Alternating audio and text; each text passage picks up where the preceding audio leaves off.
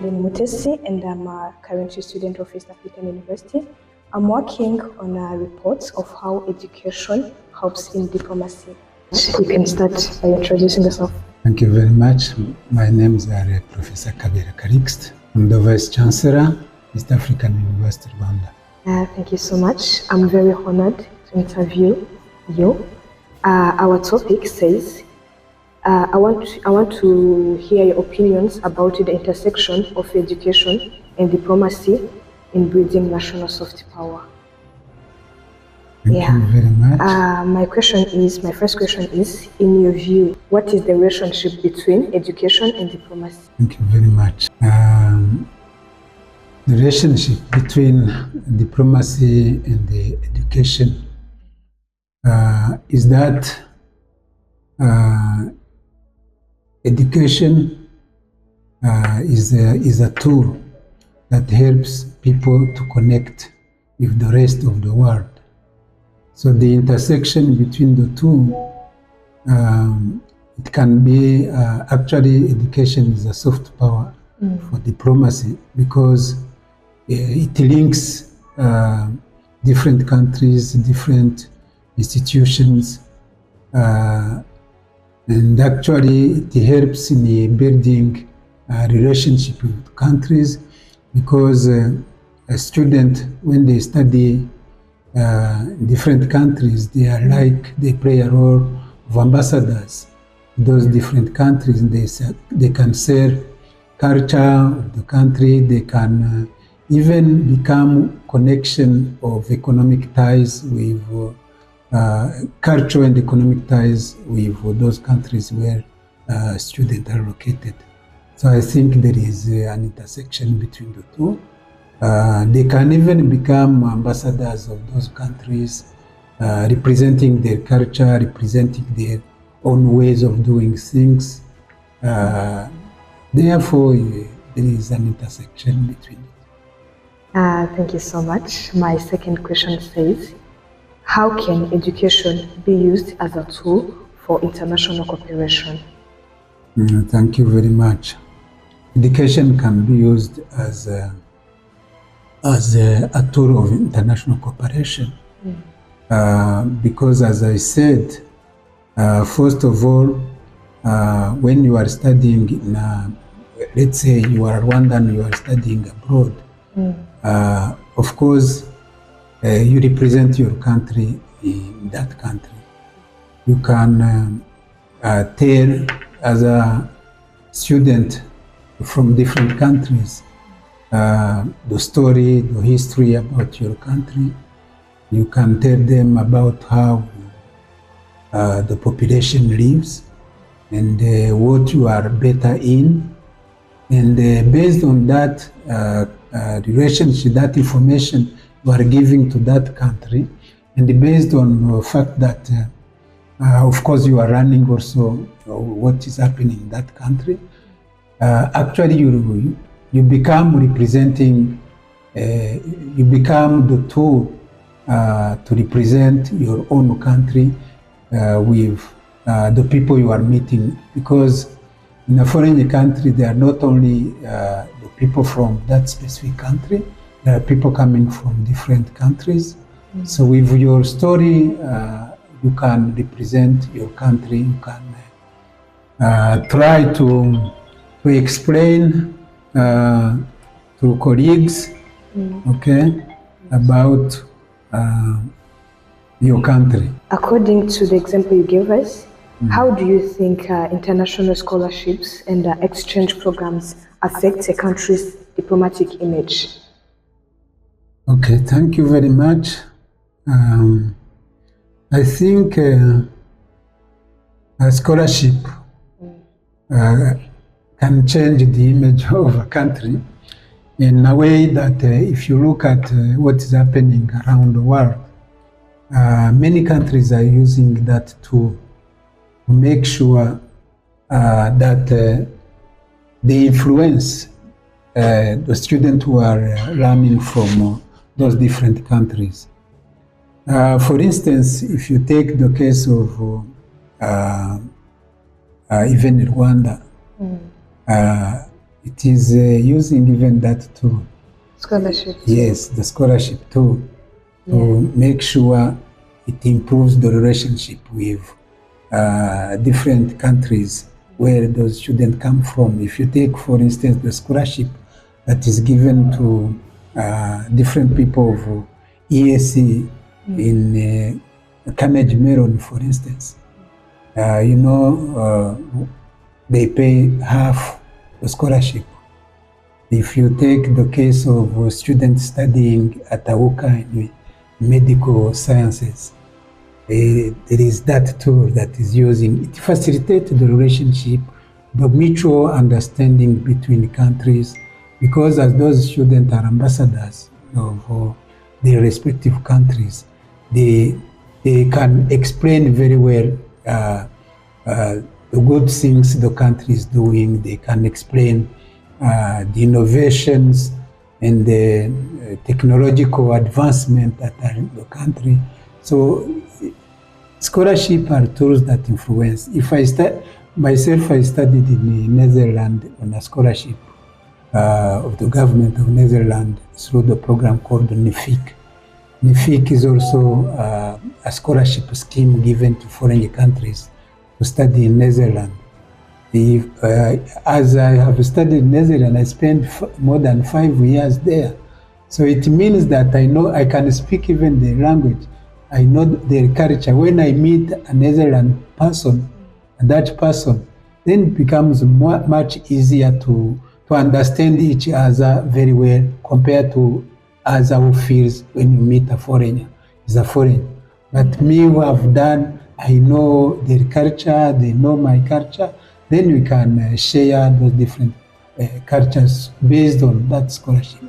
And most of the time we will see even people who have studied in those countries, they can work easily with their embassies represented in different countries or NGOs based in Netherlands. For instance, me, apart from being a vice chancellor, I'm also a business coach, especially with NGOs financed by Netherlands here in Rwanda. So it becomes much more easier to represent their country because you know better what they want, what they feel, how they live. So scholarship influences a lot the relationship between different countries, and they can influence diplomacy. Because some of the time, if, for instance, the student who have studied in those countries comes and they get good positions in their own countries, the Netherlands people can pass through them to facilitate entrance in some areas, probably where they don't have relationship. Thank you so much. Wow, that was great. Yeah. I want to ask you this question. Does East Africa University offer a scholarship to the foreign students? For example, from not from EAC, from other countries, from South Africa, Gabon, Malawi, all those countries? For the moment, we don't offer a scholarship for those students coming from abroad. We don't have a lot of potential demand from those different countries. But we do offer scholarship for ESC students because nowadays, actually since last year, there is a policy whereby a student from any member of ESC countries can study in any universities within ESC program under the scholarship called Mobility Scholarship. That scholarship actually has been established 2 years ago. So now we have started to receive students from different countries, and they can get access to that scholarship. But the most important scholarship East Africa has is for Rwandans. So much. So if I get a scholarship of studying masters in Kenya or Tanzania? Yes, now you can register in Makerere, in Nairobi University. Through that scholarship, it is governed and administrated by Inter-University Council for East Africa. And actually, it has been established while I was president of the executive committee of the Inter-University Council for East Africa for the last 2 years. That's really good for us students. Yeah. So what role do Rwandan universities play in attracting international students and promoting national values abroad? Yeah, very important. For the moment, there is only few universities that are offering scholarship to international students. That is the University of Rwanda, which is financed by the government. But also there are other universities like also sponsored through the government of Rwanda.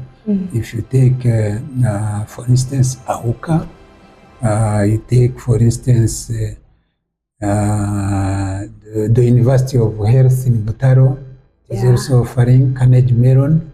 It is also offering some scholarship in the University of Rwanda, but also Ines Ruhengeri. There has also a scheme for international students, especially supported by World Bank. It has that component also through EAC.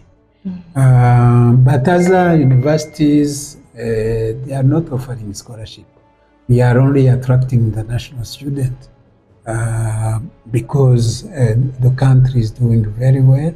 It has been marketed by His Excellency Paul Kagame.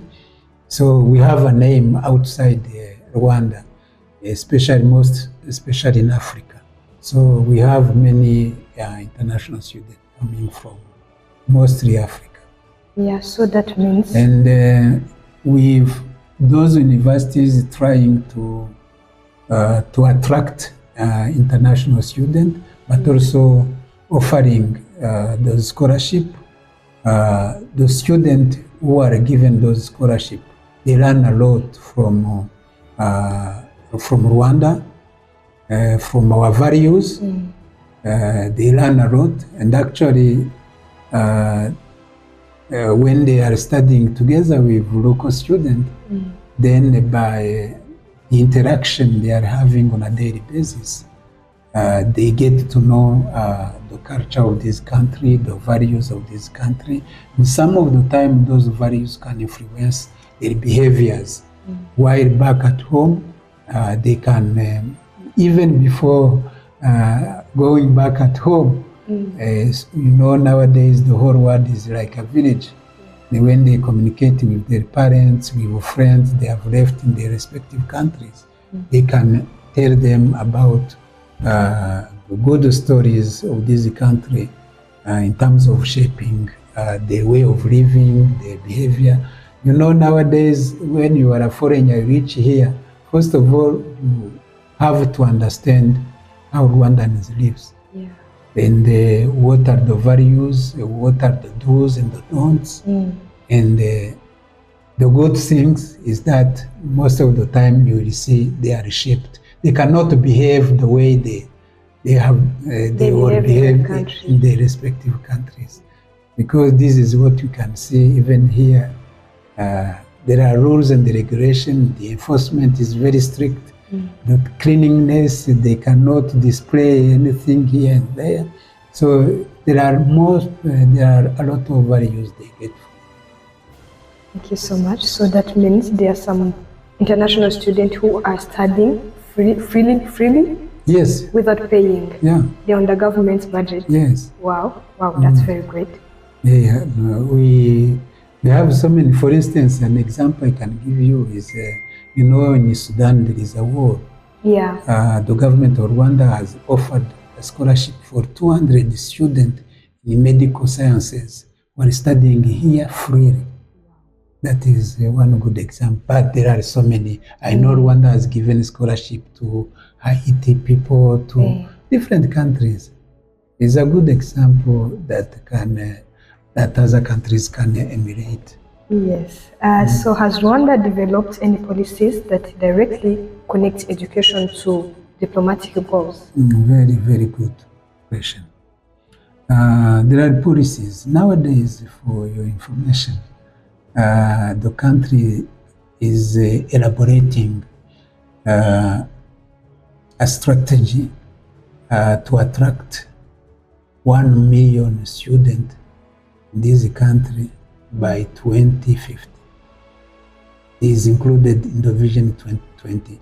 And myself, I have participated in that meeting, whereby there were a lot of presentation showing case how if we attract more foreign students, the country will gain a lot.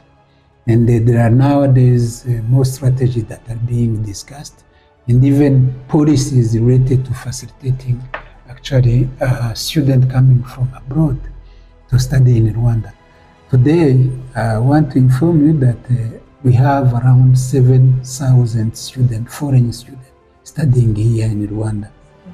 Yes, so there is a policy for internationalization of education here in Rwanda, and all institutions that touch on the lives of those students, they meet regularly to make sure policies are put in place that facilitate those students who are studying here in terms of accommodation, in terms of security, in terms of informing the local leaders to be aware of the existing of those international students here, and to facilitate them whenever they need a service.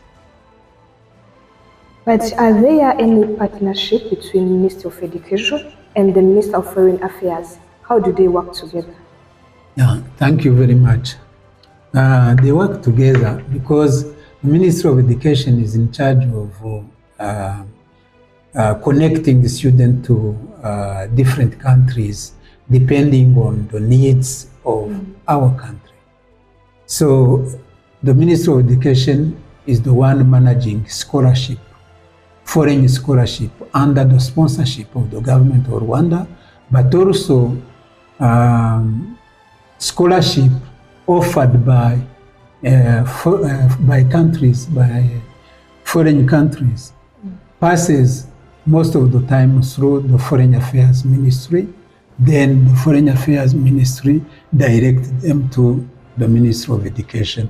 That is the relationship. They work closely because mostly those students under scholarship, they are given an official passport, and the official passport and the visas, they pass through, of course, the Ministry of Foreign Affairs and Cooperation. Then the Ministry of Education is the one to seek for the sponsorship from the Ministry of Finance. So those three ministries, they work closely to make sure a student who is given a scholarship, an international scholarship, they get facilitation through those different. And even when they reach those different countries, they are facilitated, they are received by our embassies located in different countries. And then the embassies follow them on a daily basis, their life, and whatever they may need. When a visa is ended, when a passport is finished, they pass through the embassies to facilitate them to connect with the Ministry of Foreign Affairs. Thank you so much. But how can Rwanda improve in using education to advance its diplomacy interests? Very good. It is already advanced, but probably more are to be done. For information, this country has many countries where they operate very easily. After the genocide, for instance, many countries offered a lot of scholarship, and many are still being offered.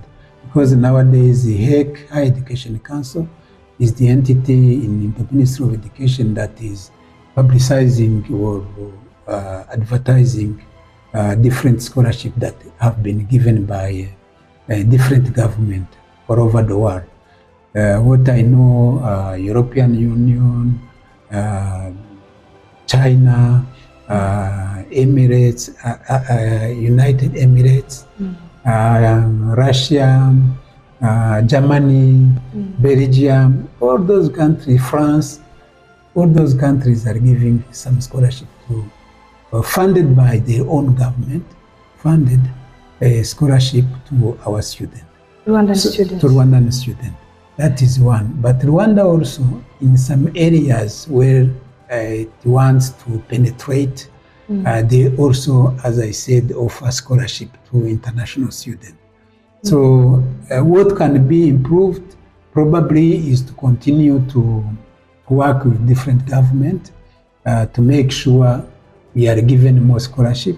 But also on the other side, Rwanda can improve on this by availing different funding to make sure also they attract international. Because as I said earlier, once you attract international students, it is like you are selling your country to foreign countries. So the good values this country has, it can be spread all over the world. Then by doing so, you improve your relationship with the countries where those students come from.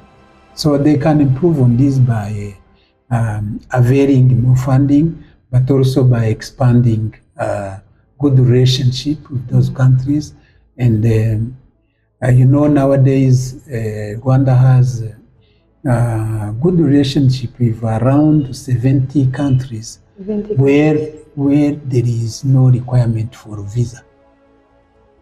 If you go to study or to visit or to trade, do business with them, around 70 countries where Rwandan doesn't need to have a visa. You get a visa on arrival? Yes, you get a visa on arrival. Wow. So how important is education in shaping the next generation as of our diplomacy or global leaders? Thank you very much. And nowadays, actually, we are no longer training students to be local people, local citizens. We are talking about training the next generation of global citizens, which means that by internationalizing education, not only we as local people benefit, but also our students benefit by being closer to those international students. They can offer you different links and the travel becomes much easier because you have a network in those respective countries. And even in terms of doing business, it becomes much more easier when you have somebody you know in those different countries. To facilitate the entry, to facilitate the knowledge of that country, to facilitate even relationship, cultural relationship, business relationship. I think it is something very important, and you cannot access this without education. So education is the foundation. It's the key. It's the key, by the way. Thank you. Does schools help students become future leaders or diplomats? Actually, probably we need to improve on this area, but when we organize different sessions of leadership, like East African University Rwanda, you know, there are different cohorts whereby we educate, we train. With partners, we train our students to become good leaders. And through the governance, the good governance, our students also, they have different positions they occupy while they are still at school. So we are training them to become future leaders. And what I know, our students through the student union, they participate in different meetings, different international meetings. Of recent, for instance, our student, our guild president participated in Uganda in a forum of president unions from 8 countries of EAC. With that forum, the president of East African, Nyagatare, has been elected among the leaders of that forum, that association of president leaders in the EAC.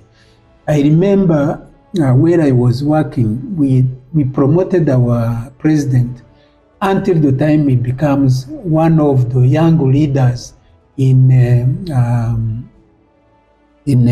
Commonwealth, and they become one of the leaders of one of the components of youth in Commonwealth. So by trying to shape the leadership and the governance among our students, they can become global leaders, they can become future leaders, not only in our respective countries, but also they can be called for different positions, either elected or appointment through the government in different existing positions. But of course, young student, you need also to work for that. You need to, and our president is very clear about it, because he always say, you are the leaders of today and the leaders of tomorrow. The remaining is what? It's for you to work very hard, to be disciplined, and to make sure you read, you understand what is happening around you, and try to get more network, more connection, and you show up. That's all. Thank you so much. You guys are a very good example of us, so we would like to be like you in the future. Oh, thank you very much. Thank you. I wish you so you can pass through and become a future leader, because the discussion was good. Thank you so much for your time and answers. The insights are very helpful. They will help me to write more informed stories about how education plays a role in diplomacy. I truly appreciate your insight. Thank you.